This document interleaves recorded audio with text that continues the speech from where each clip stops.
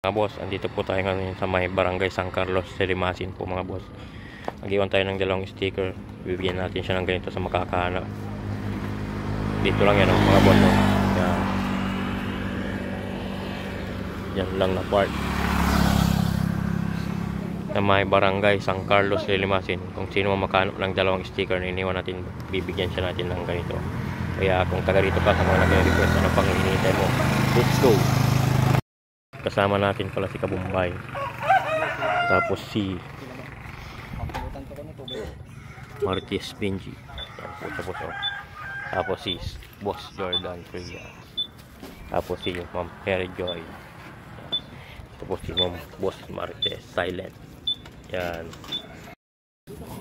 Pangalawang sticker dito no.